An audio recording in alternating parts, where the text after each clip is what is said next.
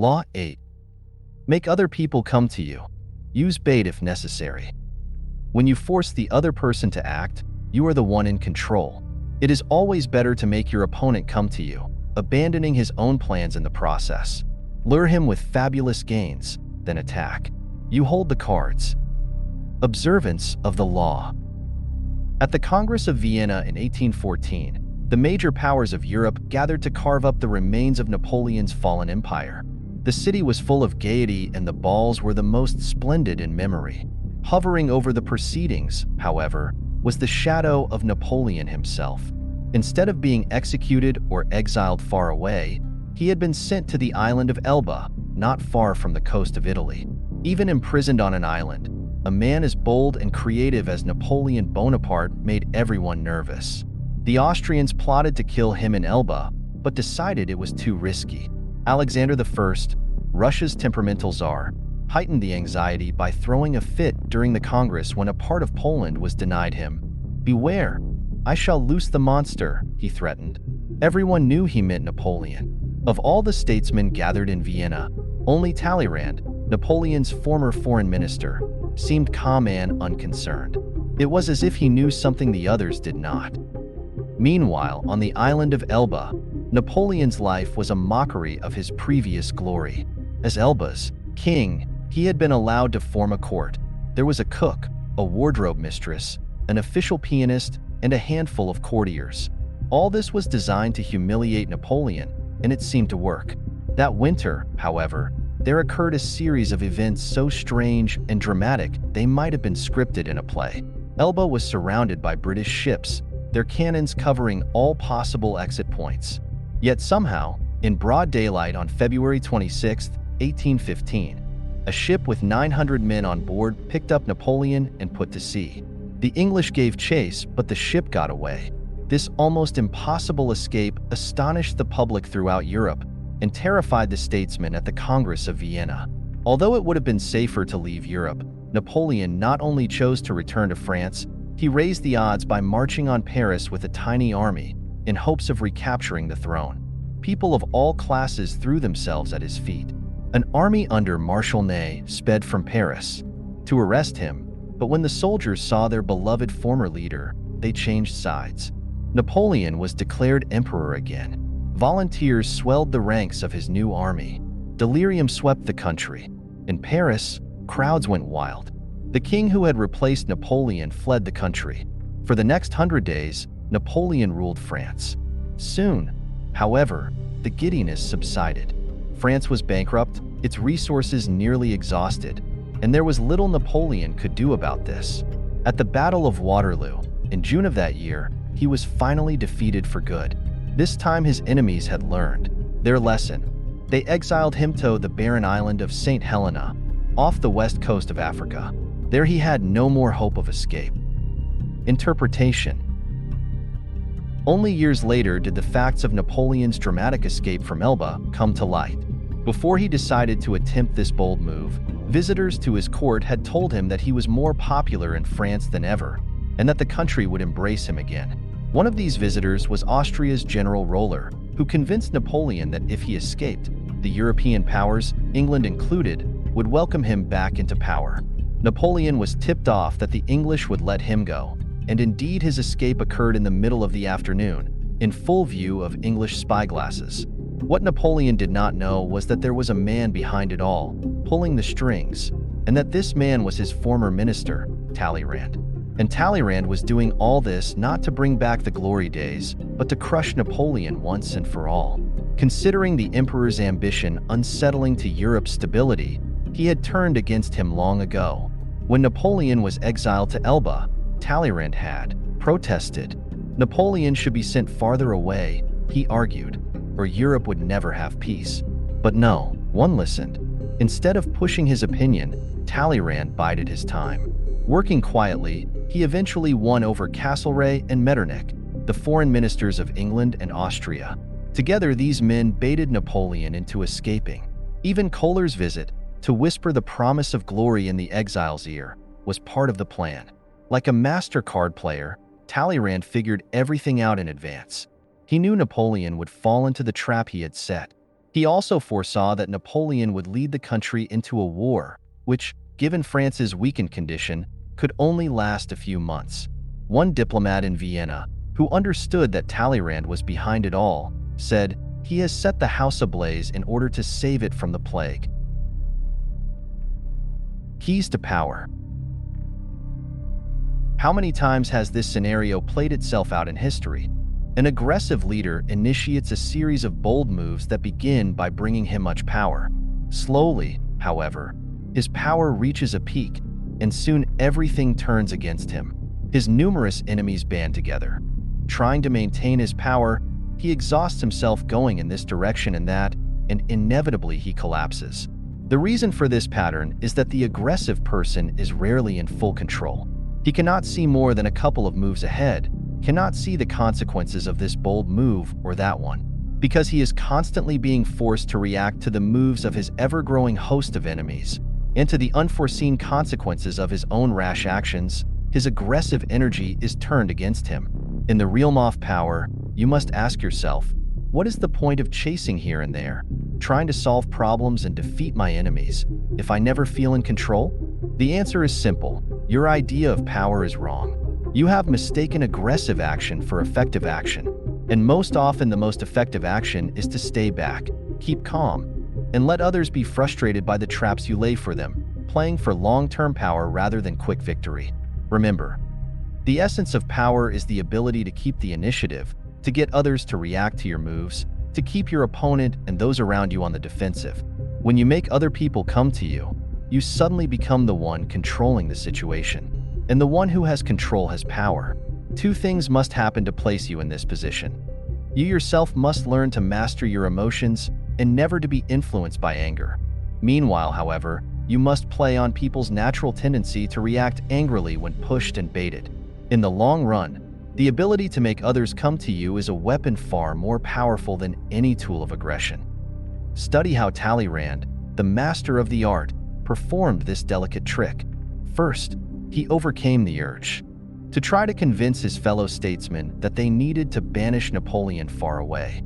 It is only natural to want to persuade people by pleading your case, imposing your will with words. But this often turns against you. Few of Talleyrand's contemporaries believed Napoleon was still a threat, so that if he had spent a lot of energy trying to convince them, he would only have made himself look foolish. Instead, he held his tongue and his emotions in check. Most important of all, he laid Napoleon a sweet and irresistible trap. He knew the man's weakness, his impetuosity, his need for glory, and the love of the masses, and he played all this to perfection. When Napoleon went for the bait, there was no danger that he might succeed and turn the tables on Talleyrand, who better than anyone knew France's depleted state. And even had Napoleon been able to overcome these difficulties, the likelihood of his success would have been greater were he able to choose his time and place of action. By setting the proper trap, Talleyrand took the time and place into his own hands. All of us have only so much energy, and there is a moment when our energies are at their peak. When you make the other person come to you, he wears himself out, wasting his energy on the trip. In the year 1905, Russia and Japan were at war. The Japanese had only recently begun to modernize their warships, so that the Russians had a stronger navy, but by spreading false information, the Japanese Marshal Togo Hihakairo baited the Russians into leaving their docks in the Baltic Sea, making them believe they could wipe out the Japanese fleet in one swift attack. The Russian fleet could not reach Japan by the quickest route, through the Strait of Gibraltar and then the Suez Canal into the Indian Ocean, because these were controlled by the British and Japan was an ally of Great Britain. They had to go around the Cape of Good Hope at the southern tip of Africa, adding over more than 6,000 miles to the voyage. Once the fleet passed the Cape, the Japanese spread another false story. They were sailing to launch a counterattack. So the Russians made the entire journey to Japan on combat alert. By the time they arrived, their seamen were tense, exhausted, and overworked, while the Japanese had been waiting at their ease. Despite the odds and their lack of experience in modern naval warfare, the Japanese crushed the Russians. One added benefit of making the opponent come to you, as the Japanese discovered with the Russians, is that it forces him to operate in your territory. Being on hostile ground will make him nervous, and often he will rush his actions and make mistakes. For negotiations or meetings, it is always wise to lure others into your territory or the territory of your choice. You have your bearings, while they see nothing familiar and are subtly placed on the defensive. Manipulation is a dangerous game. Once someone suspects he is being manipulated, it becomes harder and harder to control him.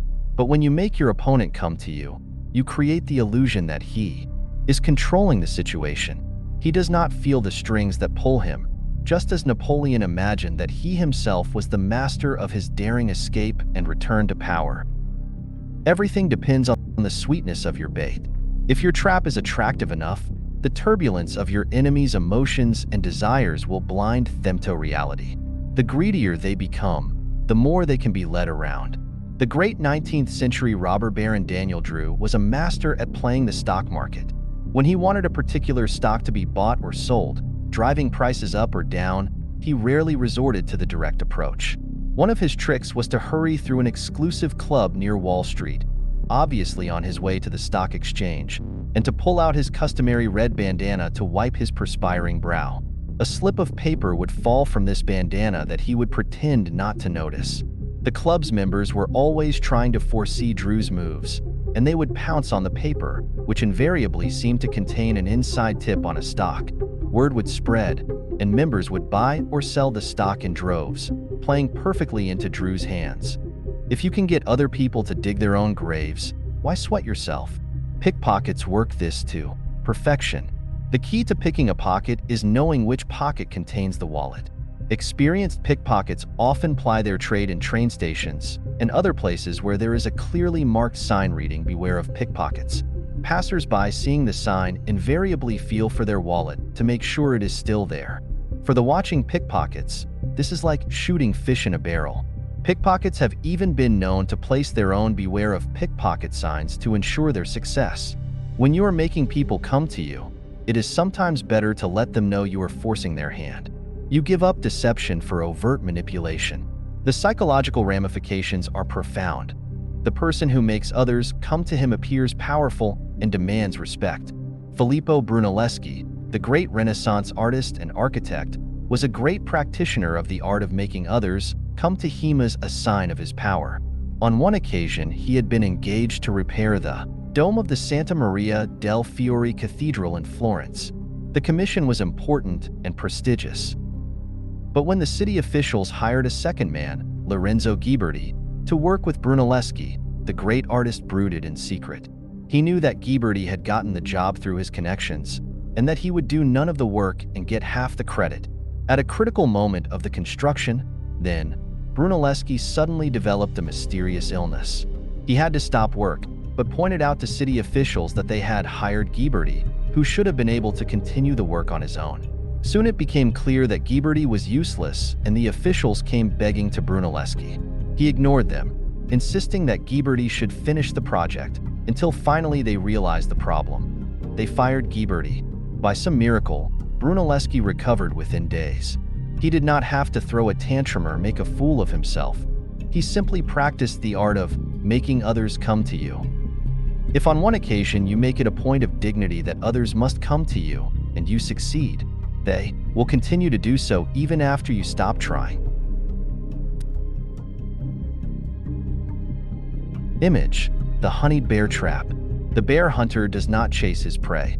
A bear that knows it is hunted is nearly impossible to catch and is ferocious if cornered. Instead, the hunter lays traps baited with honey.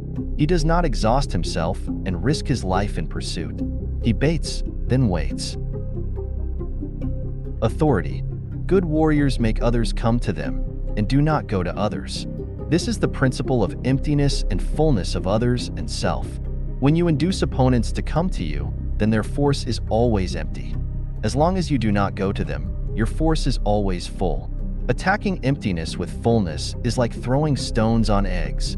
Zhang Yu, 11th century commentator on the art of war. Reversal. Although it is generally the wiser policy to make others exhaust themselves chasing you, there are opposite cases where striking suddenly and aggressively at the enemy so demoralizes him that his energies sink. Instead of making others come to you, you go to them, force the issue, and take the lead. Fast attack can be an awesome weapon, for it forces the other person to react without the time to think or plan. With no time to think, people make errors of judgment and are thrown on the defensive.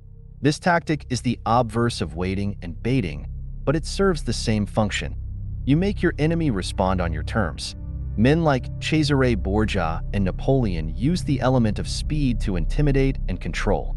A rapid and unforeseen move is terrifying and demoralizing. You must choose your tactics depending on the situation. If you have time on your side, and know that you and your enemies are at least at equal strength, then deplete their strength by making them come to you. If time is against you, your enemies are weaker, and waiting will only give them the chance to recover. Give them no such chance. Strike quickly, and they have nowhere to go. As the boxer Joe Louis put it, he can run, but he can't hide.